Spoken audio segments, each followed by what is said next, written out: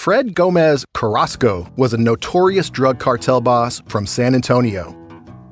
After years earning millions and running from the cops, Carrasco was serving a life sentence when he decided to break out of the Walls Unit, the oldest prison in Texas. Carrasco and two henchmen took over the prison library. They held teachers and librarians captive as Carrasco bartered for his freedom. Now there's only one way that these people will see the light again, and that's for you to cooperate. The standoff set off one of the worst hostage crises in American history, the 1974 Huntsville prison siege. This will be our last day to live if somebody doesn't come through and help us. They're desperate men and they mean business. He's fixing to shoot me. I'm fixing to die if you don't do something right now. And the rest of us in there are going to die too. These people don't have anything to lose and they're serious. And it's all on tape. Fred, the governor's on for you. The governor wants to talk to you. He can shove it. From Imperative Entertainment, this is Standoff. Dead or alive, I'm going out. Listen wherever you get your podcasts. This podcast is intended for mature audiences. Listener discretion is advised.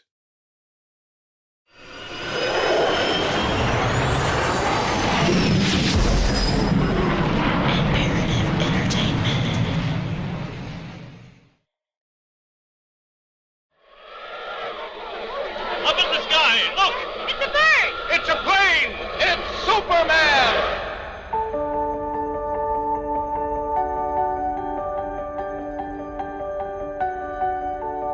We've all dreamt of being able to fly. For some, that dream is about soaring through the sky in aircrafts. For others, nothing short of experiencing true flight will do. While we can't fly like birds yet, innovations in technology have allowed people to get pretty close.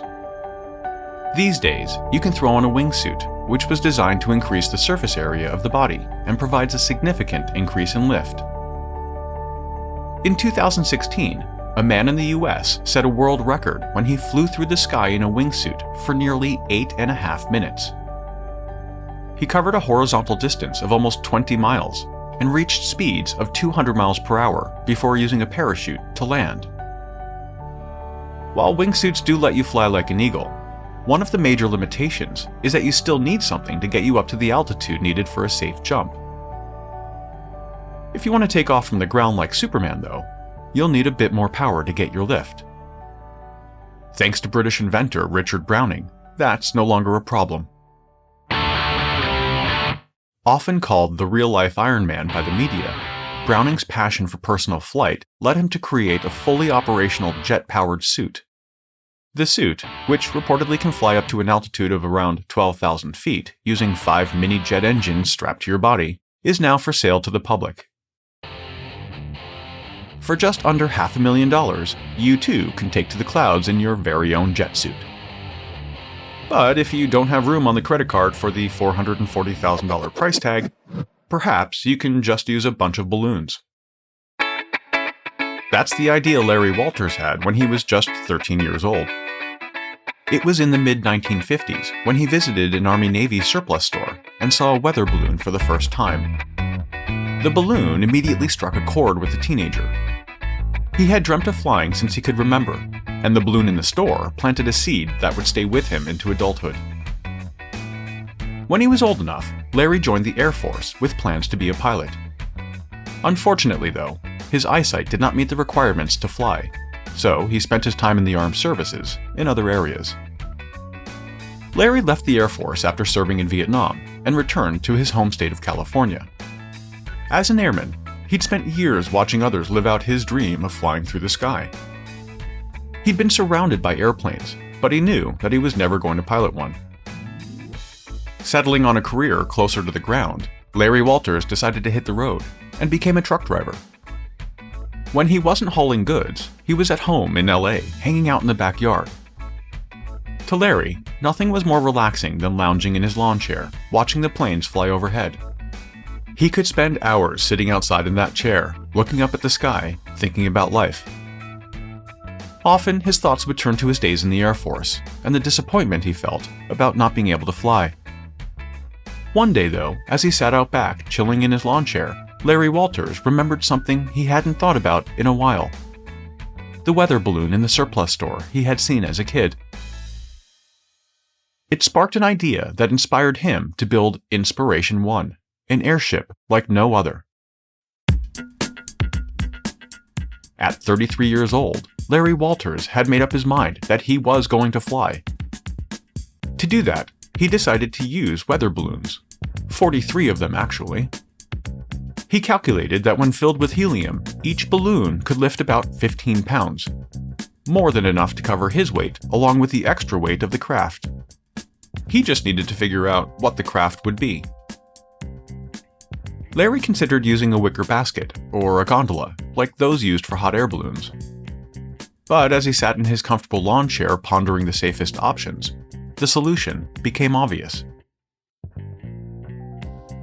The daredevil decided he would go airborne while remaining seated in his super comfortable lawn chair.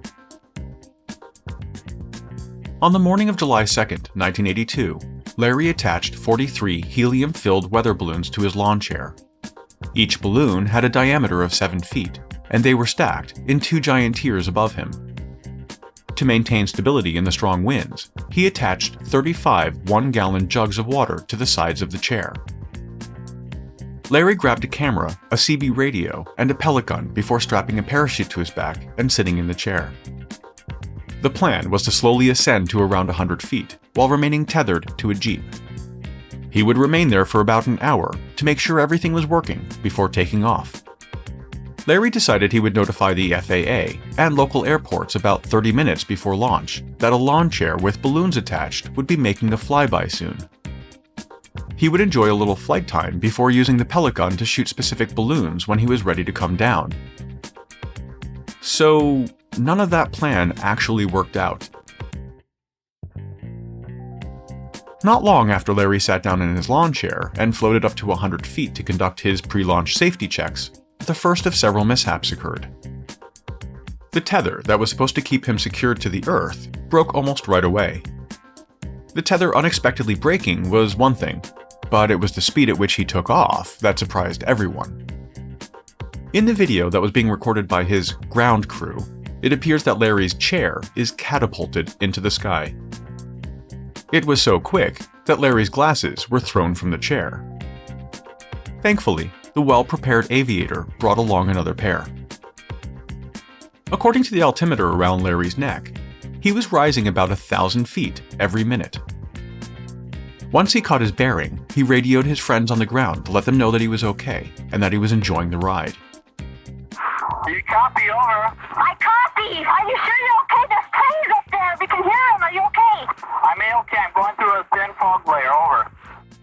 He also asked them if they wouldn't mind contacting authorities, as he was pretty sure he was about to fly over one of the world's busiest airports, LAX. My altitude's 1,500 feet. See marine line right now. Oh, you can see marine out there heading toward. Oh my God, you're going towards the ocean already. Are you okay? I'm making a turn. I'm going inland. Notify LAX, over. But before his friends could notify airport officials, pilots from a Delta Airlines and a TWA flight reported a person drifting by at thousands of feet up in what appeared to be a lawn chair. I'm guessing the next few hours were a bit rough for those commercial airline pilots, until their story was proven true. Larry's flight test had carried him up to a nausea-inducing 16,000 feet. To put that in perspective, the maximum altitude for most single-engine planes is around 13,500 feet. Also, at 16,000 feet, it's really cold. After floating around long enough to start getting numb, Larry decided it was about time to come down.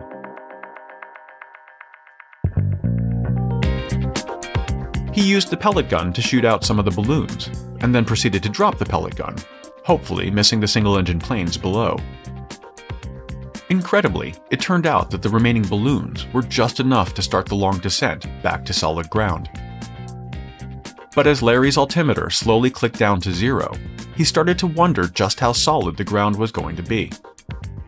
The last mishap, unfortunately, had nothing to do with the ground, and more to do with power cables. I saw were rooftops and power lines. I thought to myself, my God, this is it. Please God, don't let me get fried. As the balloon airship was about to land, the remains of the broken tether wrapped around a power line. The weight of the chair, which was also carrying almost 700 pounds of water for balance, dragged the power line down, causing a blackout in Long Beach, California. Larry, still comfortably seated in his lawn chair, was dangling only a few feet above the ground. Without so much as a headache, Larry Walters hopped down and walked away from the dramatic scene behind him. Of course, he only got about 10 feet before Long Beach police officers took him into custody. Funny enough, though, authorities were not 100% sure what they were charging him with. A spokesperson said at the time, quote, "We know he broke some part of the Federal Aviation Act, and as soon as we decide which part it is, some type of charge will be filed. If he had a pilot's license, we'd suspend that, but he doesn't."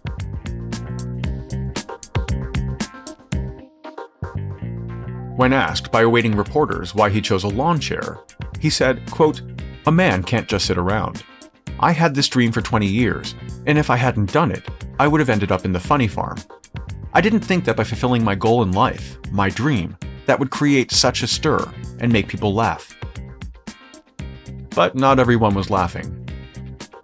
Larry was charged with operating an uncertified aircraft. But because his unique airship didn't fall under any recognized class of aircraft, the charge was eventually dropped. For flying through restricted airspace and for not communicating with air traffic control, he was fined $4,000. Even that was lowered to $1,500 after it was appealed. Not surprisingly, the event made headlines around the world, and within weeks, Lawn Chair Larry, as they were calling him, was making the rounds on the media circuit. Please welcome Larry Walters. What kind of planning goes into this? Because when you say you hook balloons to a lawn chair, it doesn't sound, like Neil Armstrong probably wouldn't be involved there. Believe me, I knew what I was doing. When Larry Walters decided to build Inspiration 1 and finally fulfill his dream of flying, he inspired many others to think differently about what they can do with something as simple as a few weather balloons. Larry wanted others to feel inspired to pursue their dreams, and he spent time as a motivational speaker. He wasn't after fame or fortune when he technically achieved a world record for altitude reached using a cluster of balloons. It wasn't recorded because there was nothing official at all about the flight. In 1993, Larry Walters received the unflattering title of At-Risk Survivor by the satirical Darwin Award publication. However, as proof that his accomplishment highlighted human ingenuity, until 2014, the original lawn chair was on exhibit at the San Diego Air and Space Museum.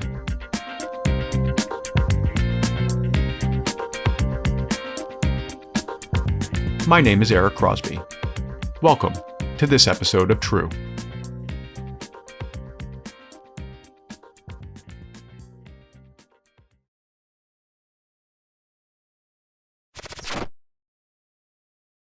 A former swimsuit model and naval officer create a body-positive ballet academy that ends up in a cold-blooded killing. A Brazilian supermom starts a cult-like family, adopting 37 children, and then she marries one of them. Then the children team up to brutally murder the husband, who's also the stepbrother? Wondery's new weekly series, Scamfluencers, tells the unbelievable true stories behind some of the world's most infamous scams. From Wondery, co-hosts Sarah Hagee and Sachi Cool unpack what drove these scammers to deceive others and how our culture allows them to thrive. You'll hear how these charismatic and captivating people executed their schemes, conning people out of their money and sometimes their lives. Each season, Scamfluencers will immerse you in the shocking tale of fraudsters, their victims, and what happens when the facade comes crashing down. Listen to Scamfluencers on Apple Podcasts, Amazon Music, Spotify, or you can listen early and ad-free by joining Wondery Plus in the Wondery app. Geico asks, how would you love a chance to save some money on insurance? Well, of course you would. After all, who doesn't love a great deal, right? And when it comes to great rates on insurance for all the things in your life, Geico can help. Like with insurance for your car, truck, motorcycle, boat, and RV. even help with homeowners, condo, or renters coverage. You could save even more with a special discount when you bundle your coverages. Plus, the easy-to-use Geico mobile app available 24-hour roadside assistance and more. And choosing to switch to Geico becomes an easy choice. Switch today and see all the ways you can save with great rates and discounts. It's easy. Simply go to geico.com to get a rate quote or contact your local agent and get started seeing how much you could save.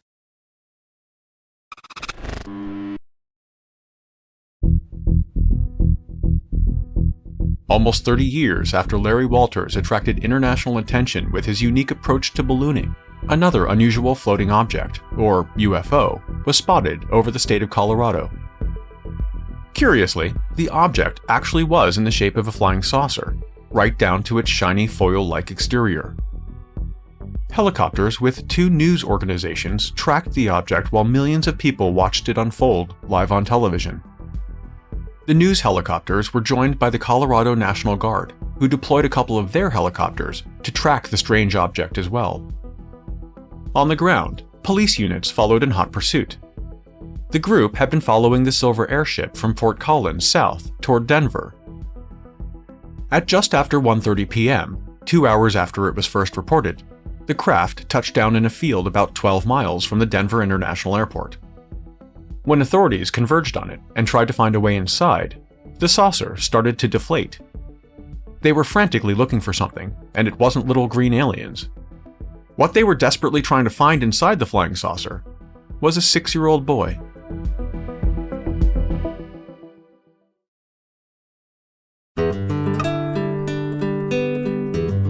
Richard and Mayumi Heene met while attending acting school in Hollywood, California. Mayumi had emigrated to the US from Japan, hoping to be an actress. Despite having very different personalities, Richard being easily excitable, while Mayumi was quiet and reserved, they started dating, and in 1997, the couple got married. Over the following years, their family had grown to include 3 boys. When it became clear that their acting careers were going nowhere, the couple tried their hand at video production. From 2006 to 2007, they operated their own business, but ultimately decided to leave LA and set up shop in Fort Collins, Colorado. By all accounts, Richard Heene was pretty handy and began working in construction once they got settled in Fort Collins. Whenever he was home, neighbors said he always seemed to be working on a project with his boys. But the handyman's real passion was chasing some of the most destructive weather Mother Nature could conjure. His love of storm chasing began at an early age when a roof was ripped off the building he was in. As he got older, he started a team of researchers dedicated to investigating extreme weather events.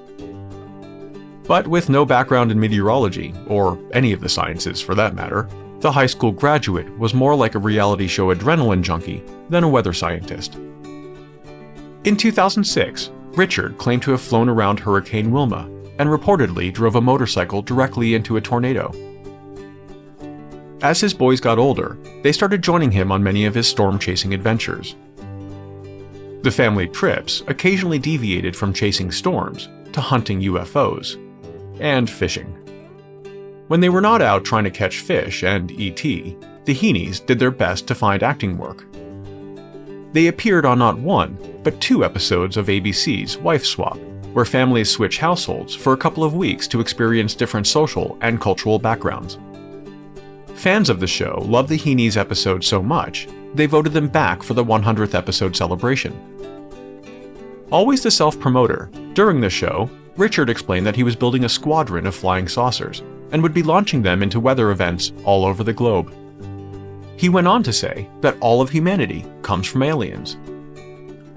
He was sure about this because he said that he had once passed out in a fast food restaurant and, while unconscious, heard aliens speaking to him. Richard tried to leverage the family's reality show momentum by pitching his own reality show idea. He proposed a documentary-style series that explored the mysteries of science. However, with a penchant for the fringe, and more of a science fiction background than anything else, one by one, the networks passed. He may not have landed his own TV show, but Richard Heene was determined to make his flying saucer a reality. He envisioned a time when, quote, people can pull out of the garage and hover above traffic. He was also quoted describing his version of the flux capacitor. The high-voltage timer, as he called it, would allow the vehicle to move by emitting 1 million volts of electricity in predetermined intervals. Heene quickly went to work creating the prototype that he hoped would change the world forever. Using state-of-the-art materials such as plastic tarps, wood, cardboard, string, and duct tape. The frame was made using lightweight aluminum piping, and the exterior was covered with aluminum foil. It had a wooden compartment underneath that housed the power unit. When filled with helium gas, the prototype inflated to an impressive 20 feet wide and 5 feet high.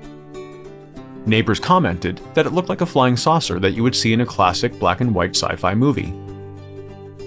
Richard told people that it was intended to just hover about 20 feet above the ground and was not built to carry passengers. With 1,000 cubic feet of helium keeping it afloat, the UFO-shaped balloon could only carry about 60 pounds anyway. So maybe it wasn't enough to lift an adult. But what about a child?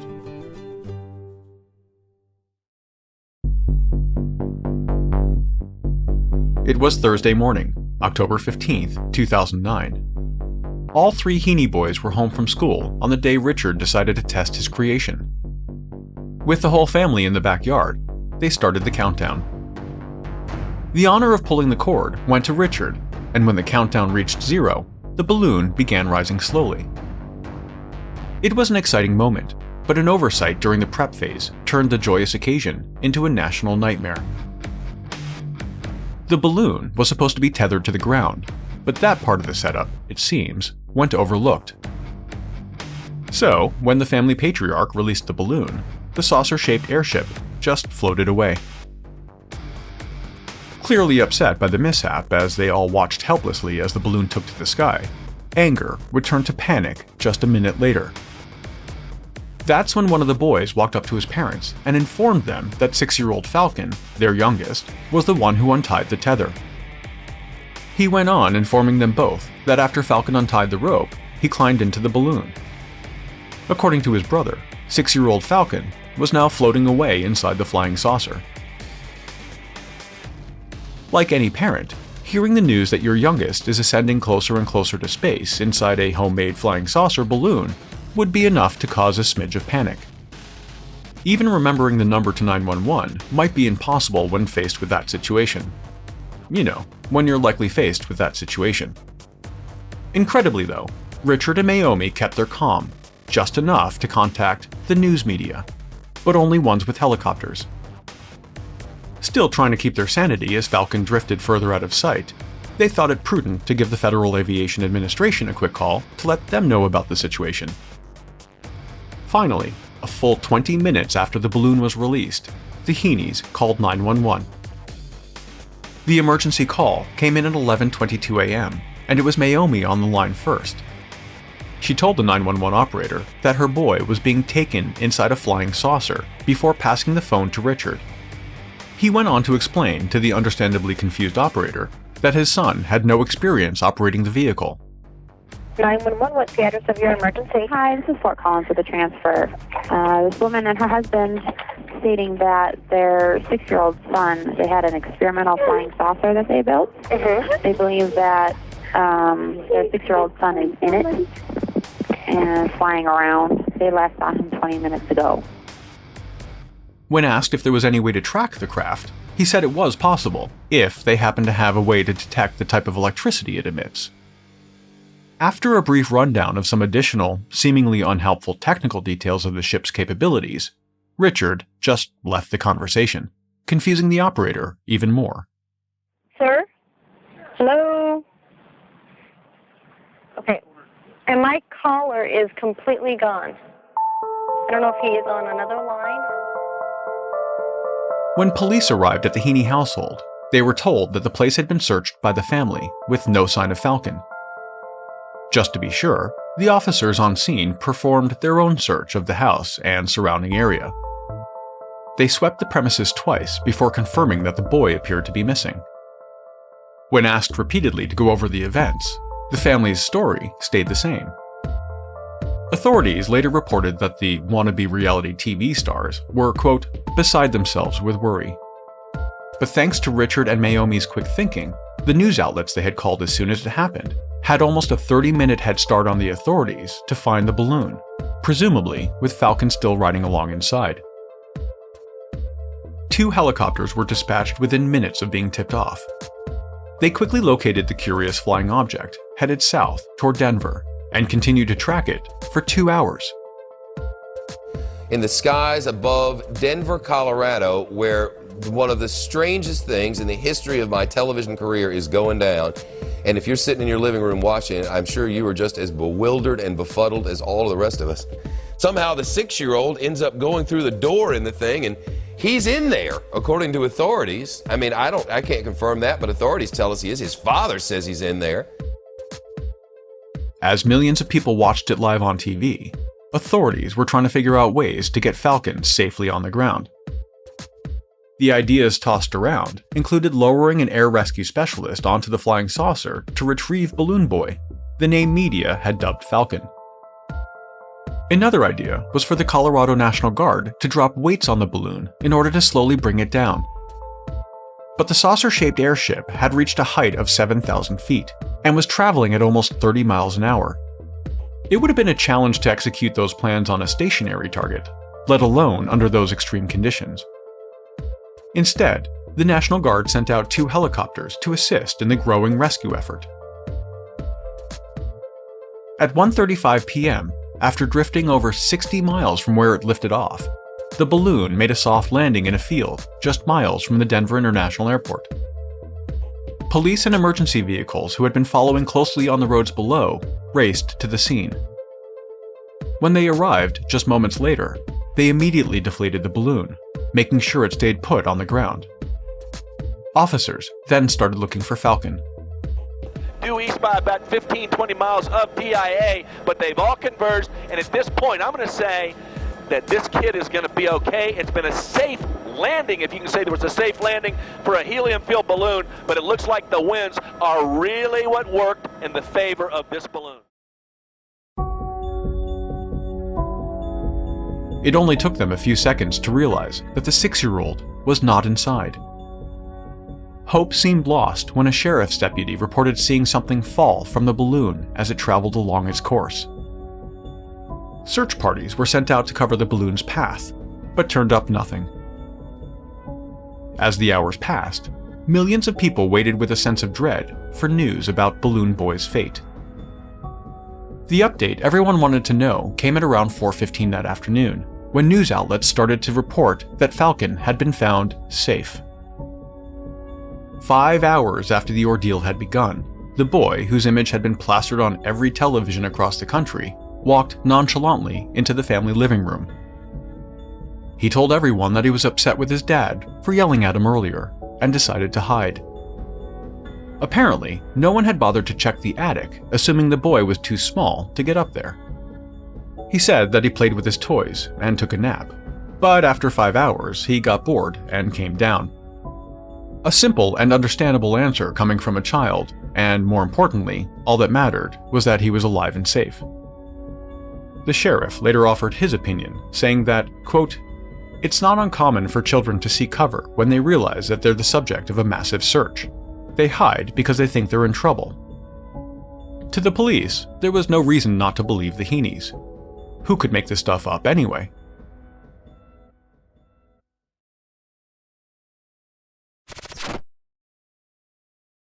We all want love, that happily ever after feeling of finding your soulmate. What if someone not only claimed they could help you find that perfect partner, they guaranteed it? Jeff and Shalia, a young couple famous on YouTube, teach about twin flames, a deep romantic connection with your perfect ultimate partner in their videos. It's a divine love. You're designed for no one else, and they're designed for no one else. But the path to finding your twin flame isn't so simple. Those who start to doubt the group are instructed to cut ties with friends and family that are holding them back and to corner and claim their twin flame through stalking and intimidation. By the time some members are able to leave the group, they don't even recognize themselves, and the harassment to rejoin makes them fear for their safety. From Wondery, Twin Flames is a podcast about what happens when the quest for love turns into a dangerous obsession. Follow Twin Flames on Apple Podcasts, Amazon Music, or you can listen early and ad-free by subscribing to Wondery Plus in Apple Podcasts or the Wondery app. Fred Gomez Carrasco was a notorious drug cartel boss from San Antonio. After years earning millions and running from the cops, Carrasco was serving a life sentence when he decided to break out of the Walls Unit, the oldest prison in Texas. Carrasco and 2 henchmen took over the prison library. They held teachers and librarians captive as Carrasco bartered for his freedom. Now there's only one way that these people will see the light again, and that's for you to cooperate. The standoff set off one of the worst hostage crises in American history, the 1974 Huntsville prison siege. This will be our last day to live if somebody doesn't come through and help us. They're desperate men and they mean business. He's fixing to shoot me. I'm fixing to die if you don't do something right now. And the rest of us in here are going to die too. These people don't have anything to lose and they're serious. And it's all on tape. Fred, the governor's on for you. The governor wants to talk to you. He can shove it. From Imperative Entertainment, this is Standoff. Dead or alive, I'm going out. Listen wherever you get your podcasts.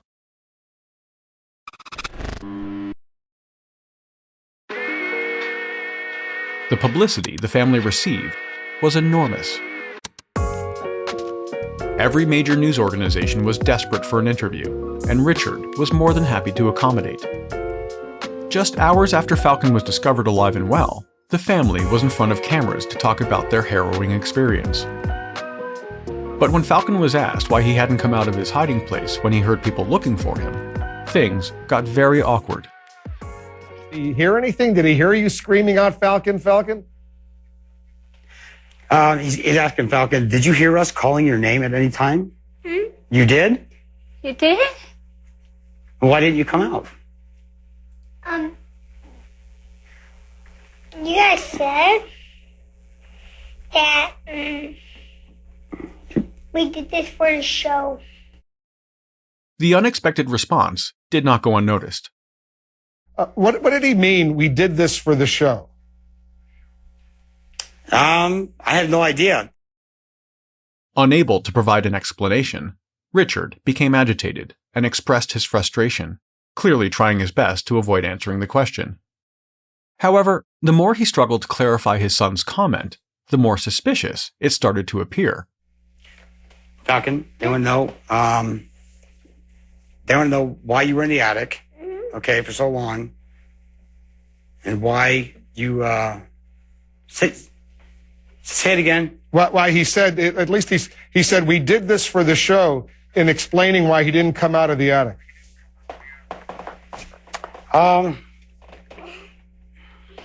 Yeah, let me interrupt this real quick because I think I can see the direction you guys are hedging on this, because earlier you had asked the police officers some questions.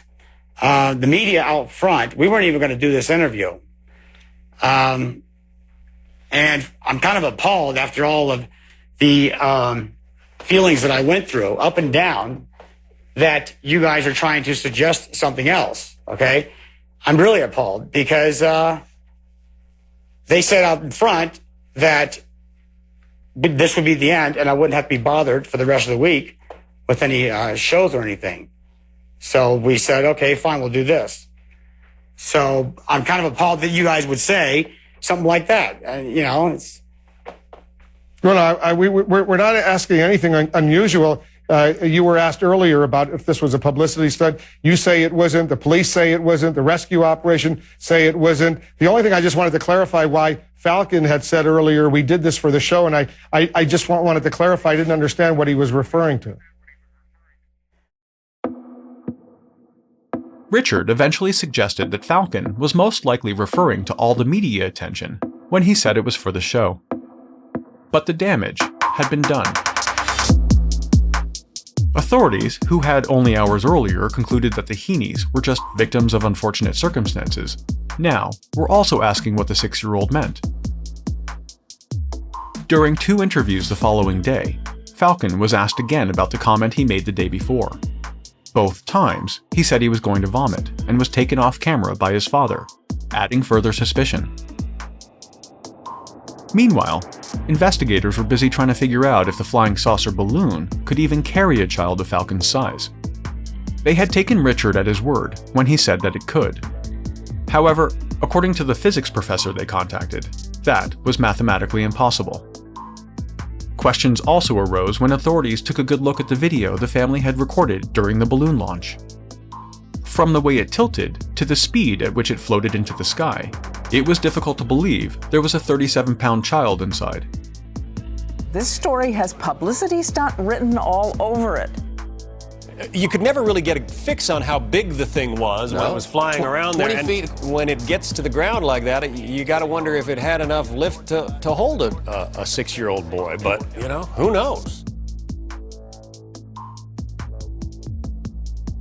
On October 18, 2009, 3 days after the incident, officials announced that they had enough evidence to believe that the event was a publicity stunt. In an effort to promote themselves as reality TV stars, police said that the couple involved all 3 children, telling them to lie to the media and to investigators. Authorities discovered that, at the time of the hoax, the producers of the show Wife Swap had been working with the family on developing their own reality show. Not long after the hoax, though, the network ended the relationship. A few weeks after the police started their investigation, the Heenes were officially charged. Richard Heene pleaded guilty to 1 felony count of attempting to influence a public servant. Mayumi Heene was charged with 1 count of false reporting to authorities. She pleaded guilty as well. 2 days before Christmas that same year, the Heenes were sentenced. Richard received a 3-month jail term, as well as 100 hours of community service.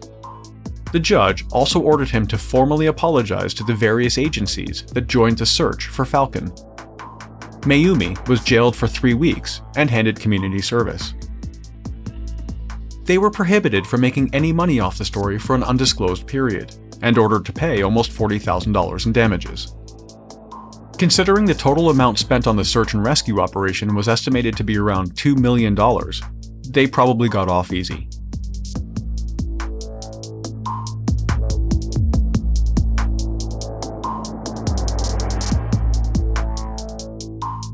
So just remember, next time you're out for a walk, don't forget to look up. You never quite know what's happening in the skies above you.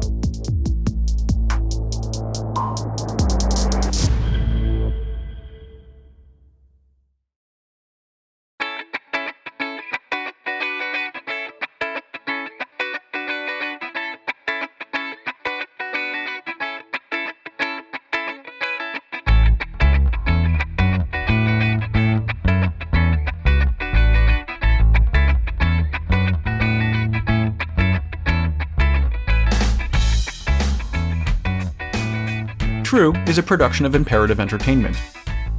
This episode of True was researched by Haley Gray and written by me. The executive producer is Jason Hoke of Imperative Entertainment.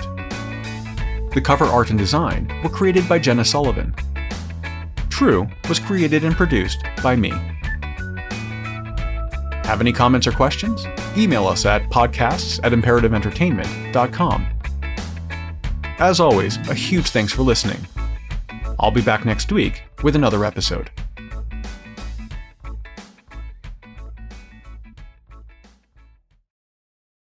Fred Gomez Carrasco was a notorious drug cartel boss from San Antonio. After years earning millions and running from the cops, Carrasco was serving a life sentence when he decided to break out of the Walls Unit, the oldest prison in Texas.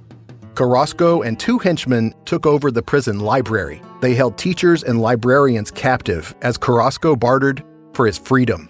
Now there's only one way that these people will see the light again, and that's for you to cooperate. The standoff set off one of the worst hostage crises in American history, the 1974 Huntsville prison siege. This will be our last day to live if somebody doesn't come through and help us. They're desperate men and they mean business. He's fixing to shoot me. You know, I'm fixing to die if you don't do something right now. And the rest of us in there are going to die too. These people don't have anything to lose and they're serious. And it's all on tape. Fred, the governor's on for you. The governor wants to talk to you. He can shove it. From Imperative Entertainment, this is Standoff. Dead or alive, I'm going out. Listen wherever you get your podcasts.